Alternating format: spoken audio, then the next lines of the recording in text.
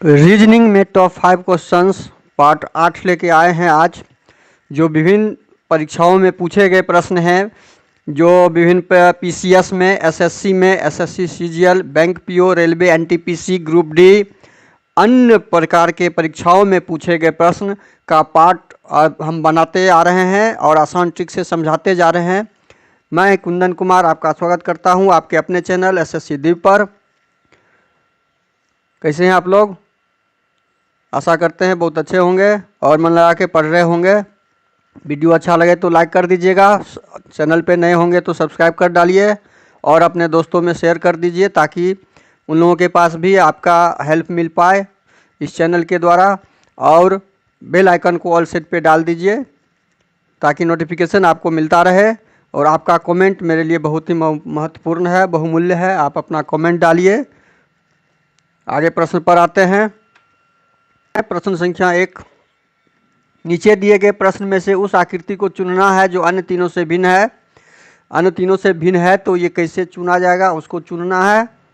ये देखिए, ये जो एरो बना हुआ है, कर्व एरो, ये एरो किस साइड में है? ये इस लाइन के बाएं साइड में है। ये क्या है? इसको यदि हम इस एरो को ऐसे घुमा के, ऐसे घुमाते हैं, ऐसे घुमा के यहाँ लाएंगे तो ये ऐसे बन जाएगा। तो फिर भी ये कहाँ पे चला जाएगा? बायां साइड में। लेकिन ये सी देखते हैं, सी को यदि हम ऊपर से घुमा के, ऐसे घुमा के यहाँ लाते हैं तो ये तीर ऐसे आ जाएगा और ये दायां तरफ आ जाएगा। ये किस तरफ आ जाएगा? दायां तरफ आ जाएगा। बायां, ऑप्शन डी को देख लेते हैं। ऑप्शन डी को यदि ये तीर बायां तरफ है और इसे इस रूप में लाते हैं तो ये सेम बी और डी सेम है, इसलिए इसमें कोई अंतर नहीं होगा। तो ये ऑप्शन सी इसका जो है डिफरेंस हो जाएगा, क्योंकि सारा तीर लेफ्ट साइड में है और ऑप्शन सी का तीर जो एरो बना हुआ है वो राइट साइड में बन जा रहा है। उसे जब राउंड घुमाते हैं तो चारों में ये सी डिफरेंस भिन्न है, इसलिए इसका ऑप्शन सी सही होगा। क्वेश्चन नंबर 2, निम्न में से कौन सा वर्ष लीप वर्ष है? कौन सा वर्ष लीप वर्ष है? लीप वर्ष के लिए हमें पता है क्या करना होता है। लीप ईयर के लिए 4 से भाग लगाते हैं या 400 से भाग लगाते हैं? 4 से भाग लगाते हैं और 400 से शताब्दी वर्ष में भाग लगाते हैं। सैकड़ा वर्ष में 400 से। अब देखिए यहाँ पे इसमें से कोई शताब्दी वर्ष है नहीं, तो ये इसमें काम आएगा नहीं।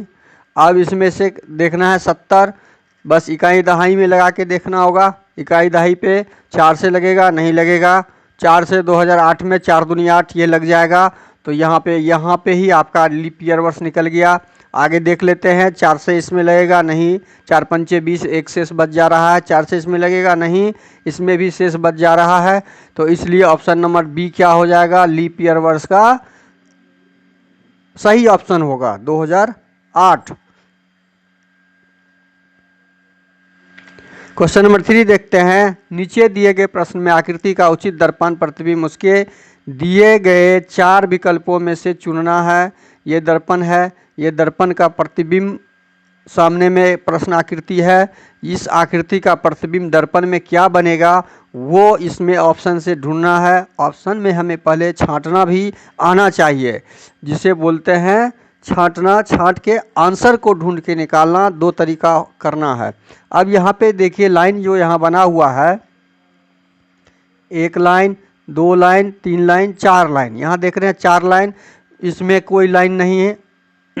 इसमें लाइन है, लाइन तो है, लेकिन ये बॉक्स जो बना हुआ है, ये बॉक्स, ये इस आकृति में एक ही बॉक्स है। ये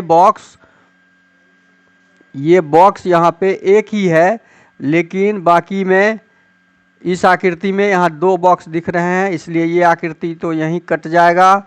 इस आकृति में भी 2 बॉक्स यहाँ दिख रहे हैं, ये भी आकृति यहीं कट जाएगा।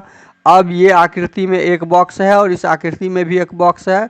अब इस दोनों में हमें उसके बाद वाला चीज़ जो पहचान है उसे खुद ढूंढना है।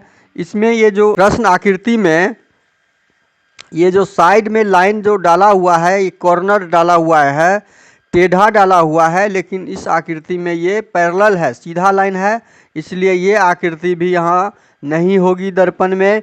दर्पण में तो सीधा उल्टा होता है। दर्पण में क्या होता है? दायां का बायां। दर्पण में क्या होता है? दायां का बायां और बायां का दायां। बस ये ध्यान रखना है, दायां भाग बायां दिखेगा और बायां भाग दायां दिखेगा। जब दर्पण के सामने कोई चीज़ हो तो, ऊपर नीचे के लिए नहीं, ऊपर नीचे के लिए अलग सी नियम है। जब सामने में दर्पण के सामने कोई हो तो दायां बायां हो जाता है और बायां दायां हो जाता है। तो इस प्रकार से ये तीनों आकृति इस प्रश्न आकृति के अनुसार उत्तर आकृति नहीं होगा, छट जाएगा। तो बचा ऑप्शन ए। ऑप्शन ए इसका आंसर सही होगा। क्वेश्चन नंबर 4 देखते हैं। निम्न प्रश्न में 4 शब्द दिए गए हैं, जिनमें से 3 परस्पर संबंधित हैं। उस शब्द को चुने जो विजातीय हो। अब 4 दिया हुआ है, भाईचारा, शैशव, प्रौढ़ावस्था, बाल्यावस्था।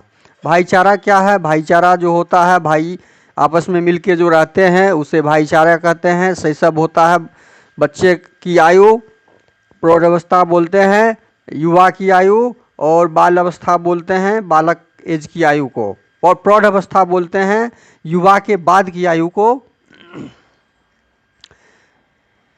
बाल्यावस्था बोलते हैं बालक की आयु को। अब इसमें अवस्था को, बालक की अवस्था बाल्यावस्था होता है। अब ये देखिए होता क्या, इसमें से चौथा क्या निकलेगा? ये 4 में से कोई एक भिन्न है, तो भिन्न तो ये सामने में ही दिख रहा है। ये सारा क्या है? अवस्था को दर्शा रहा है। शैशव बच्चा अवस्था दिखा रहा है। ये सब क्या है? अवस्था को बता रहा है। ये तीनों जो है अवस्था को बता रहा है। ये तीनों शैशव, प्रौढ़ और बाल अवस्था को बता रहा है। ये तीनों अवस्था को बता रहा है, जबकि भाईचारा अवस्था नहीं है। भाईचारा क्या है? भाईचारा